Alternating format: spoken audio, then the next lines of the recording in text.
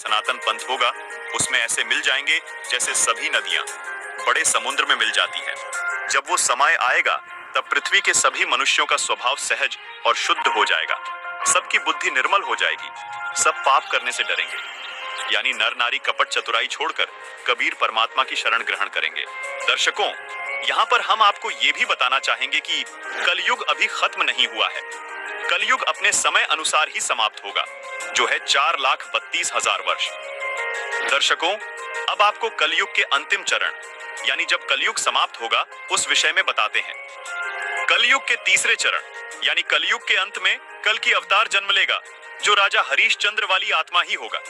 उस समय कलयुग की हालत बहुत खराब हो जाएगी। मनुष्य मनुष्य को खाने लगेगा और जिस भी मनुष्य में भक्ति का बीज नहीं होगा उसको कल की अवतार यानी राजा हरीशचंद्र वाली आत्मा अपनी तलवार से काटकर समाप्त कर देगा और सतयुग की स्थापना करेगा। कल की अवतार सिर्फ उन्हें छोड़ेगा जिनके अंदर भक्ति का बीज होगा, यानी भगवान की चाह बाकी होगी। दर्शकों, जैसा कि हम आपको पहले बता चुके हैं कि 1997 में कलयुग के 5,505 वर्ष पूरे हो चुके हैं और 1997 में स्वयं कबीर परमात्मा इस धरातल पर आकर संत रामपाल जी महाराज को मिले और उन्हें सार नाम व सार शब्द देने का आदेश दिया। अब आपको ये बात जानकर हैरानी होगी, जिस महापुरुष की बात भविष्य मालिका पुराण और कबीर सागर कर रहे हैं, वो महापुरुष कोई और नहीं बल्कि संत रामपाल जी महाराज ही हैं। जो महापुरुष 13वें पंथ का प्रवर्तक होगा वो संत कोई और नहीं बल्कि संत रामपाल जी महाराज ही हैं। संत रामपाल जी महाराज ही वो संत हैं जो सब धर्मों को एक करके आदि सनातन धर्म की स्थापना करेंगे। संत रामपाल जी महाराज ही वो संत हैं जो 31 वर्ष से अपने भक्तों को 3 समय की आरती करवाते हैं। संत रामपाल जी महाराज गरीबदास जी महाराज वाले पंथ से हैं। संत रामपाल जी महाराज जी जो अद्भुत ज्ञान दे रहे हैं, उसी से सभी धर्म व पंथ एक होकर आदि सनातन धर्म में प्रवर्तित हो जाएंगे। दर्शकों, हम आपको ये भी बताना चाहेंगे कि संत रामपाल जी महाराज सन 1994 से ही, यानी जब से संत रामपाल जी को अपने गुरुदेव से नाम दीक्षा देने का आदेश हुआ है, तब से ही संत रामपाल जी 3 समय की संध्या आरती करते व करवाते हैं, जो मनुष्य के मोक्ष में सहयोगी है। दर्शकों, ऋग्वेद में भी प्रमाण है कि जो पूर्ण संत आएगा वो 3 समय की संध्या आरती करने को देगा। आइए आपको ऋग्वेद में प्रमाण दिखाते हैं। ये है ऋग्वेद मंडल 8 सूक्त 1 मंत्र 29, जिसमें साफ साफ लिखा है कि पूर्ण संत 3 समय की संध्या सुबह, दोपहर और रात्रि तीनों संध्या में परमात्मा की स्तुति करवाएगा। दर्शकों, इससे सिद्ध होता है कि संत रामपाल जी महाराज ही पूर्ण संत है जो विश्व का कल्याण करेंगे, और इस बात की वेद भी गवाही देते हैं। संत रामपाल जी महाराज का नारा है कि जीव हमारी जाति है, मानव धर्म हमारा, हिंदू मुस्लिम सिख ईसाई धर्म नहीं कोई न्यारा। संत रामपाल जी महाराज एकमात्र ऐसे संत हैं जिनके पास वास्तविक सत नाम है, जो कि उन्होंने गरीबदास जी द्वारा रचित अमर ग्रंथ सूक्ष्म वेद से प्रमाणित करके दिखाया है। दर्शकों, अब आपको ये बताते हैं कि क्यों सभी धर्म व सभी पंथ संत रामपाल जी महाराज द्वारा चलाए गए आदि सनातन पंथ में मिल जाएंगे। गीता अध्याय 17 श्लोक 23 में बताया गया है कि पूर्ण परमात्मा को पाने का ओम तत्सत मंत्र है जो सांकेतिक है। सामवेद संख्या नंबर 822 में भी यही कहा गया है कि उस परमात्मा को पाने का भी त्रितस्य नाम है, यानी 3 नाम का मंत्र है जो सांकेतिक है। दर्शकों, अब आपको पवित्र कुरान शरीफ का एक ऐसा भेद बताते हैं जिसे जानकर आप हैरान रह जाएंगे। पवित्र कुरान शरीफ में 2 आयत ऐसी हैं जिनके बारे में सभी अनुवादक स्वयं कहते हैं कि इन 2 आयतों का अर्थ स्वयं खुदा ही जानता है। वो 2 आयत कौन सी है, आइए दिखाते हैं। दर्शकों, ये है पवित्र कुरान शरीफ की सूरह अश सूरह 42 की आयत नंबर 1 और 2, जिसमें आप देख रहे हैं कि जिसमें एन सीन काफ अक्षरों का अर्थ नहीं किया गया है।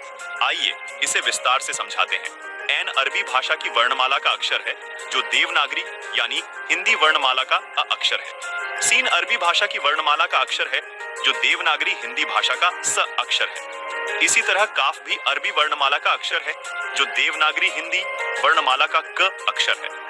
दर्शकों, यहाँ रहस्य की बात यह है कि जो गीता अध्याय 17 श्लोक 23 में परम अक्षर ब्रह्म यानी पूर्ण परमात्मा को पाने के जो ओम तत् सत मंत्र बताए हैं, उनके वास्तविक मंत्र के प्रथम अक्षर का संकेत है। जैसे ओम का पहला अक्षर अ है, कुरान शरीफ में इसी ओम को एन कहा है, यानी यह एन अक्षर ओम का कोड वर्ड है।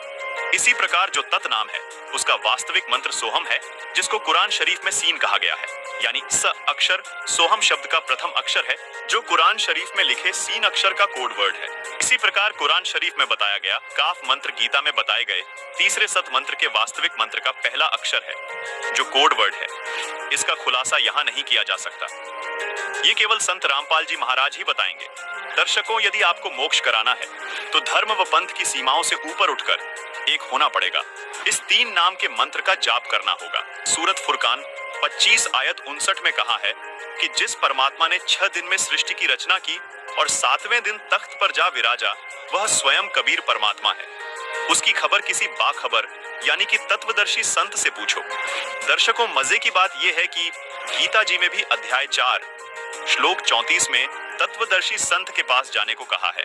दर्शकों, ये तीन सांकेतिक नाम जो गीता, वेद व कुरान शरीफ में बताए गए हैं, ये मंत्र संत रामपाल जी महाराज सन 1997 से अपने शिष्यों को दीक्षा में दे रहे हैं। एक और आश्चर्य की बात यह है दर्शकों, पवित्र कुरान शरीफ की सब आयतों का अर्थ अनुवादकों ने किया, परंतु सूरा 42 की आयत नंबर 1 और 2 का अर्थ किसी भी अनुवादक ने नहीं किया है।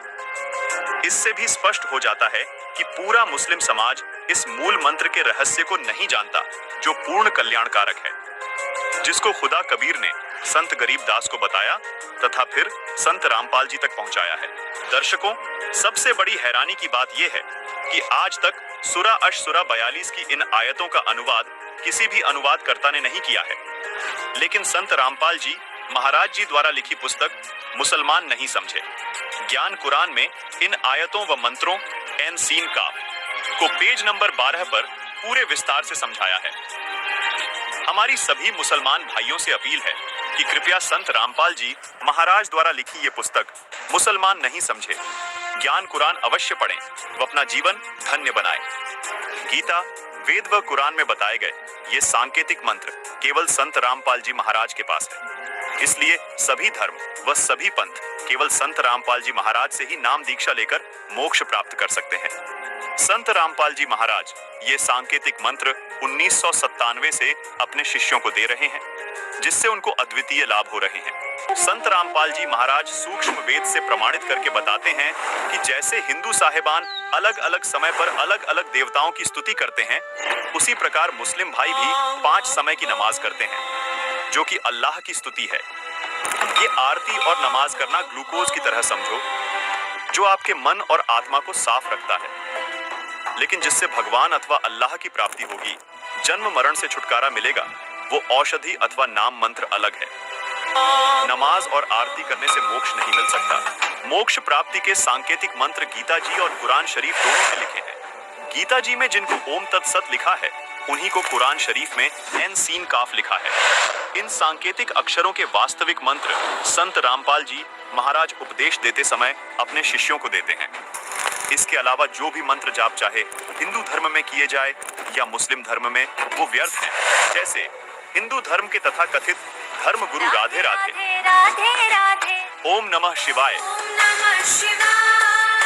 हरे राम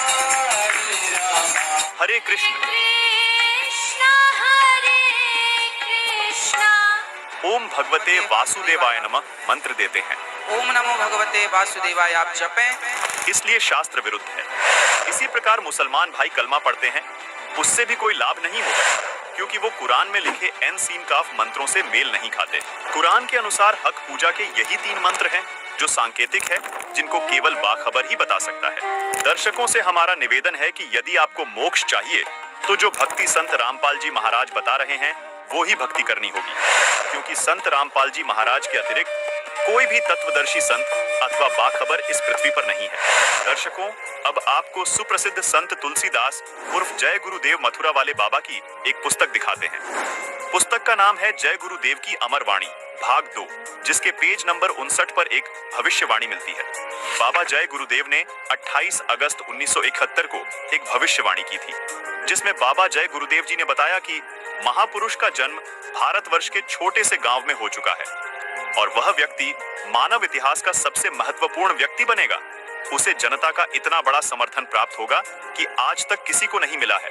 वह महापुरुष नए सिरे से विधान को बनाएगा और वह विश्व के संपूर्ण देशों पर लागू होगा। उसका एक झंडा होगा, उसकी एक भाषा होगी। दर्शकों, बाबा जय गुरुदेव ने 7 सितंबर 1971 को एक और भविष्यवाणी की है। देखिए, इसी पुस्तक जय गुरुदेव की अमर वाणी भाग 2 के पेज नंबर 50 पर लिखा है कि वह अवतार जिसकी लोग प्रतीक्षा कर रहे हैं वो 20 वर्ष का हो चुका है। यदि उसका पता बता दूं तो लोग उसके पीछे पड़ जाएंगे।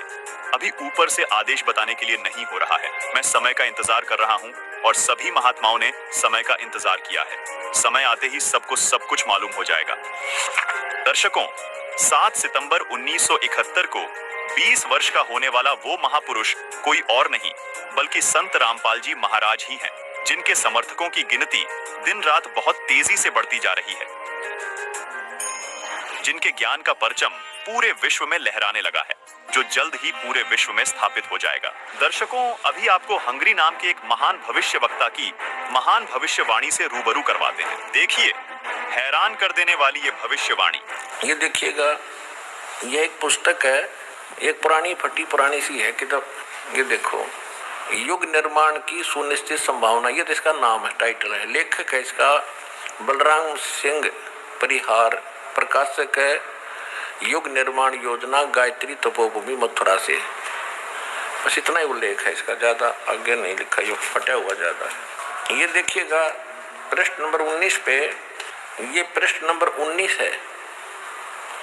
इसके पृष्ठ नंबर 19 पे यानी 19 पे क्या लिखा है कि स्वाधीनता यानी आजादी के 4 वर्ष बाद एक शक्तिशाली धार्मिक संस्था प्रकाश में आएगी और सारे संसार का उद्धार करेगी। उद्धारक इस संस्था का स्वामी संचालक होगा। अब यहाँ ये क्या है कि किसी एक भविष्यवाणी है, हंगरी नाम का कोई भविष्यवक्ता था, उसकी ली है इसने, अपनी पुस्तक तैयार की है, लोगों की सुना के पढ़ा के, तो इसने अपने हिसाब से इन्होंने उस पर सेट कर रखी है। इसका अर्थ ये था कि 1947 में भारत स्वतंत्र हुआ, उसके 4 वर्ष बाद दास का जन्म हुआ 1951 में। इसका अर्थ तो ये बनता है कि स्वाधीनता के 4 वर्ष बाद 1951 में एक संत का जन्म होगा जो धार्मिक संस्था को ऐसी बनाएगा जो पूरे विश्व का कल्याण करेगी।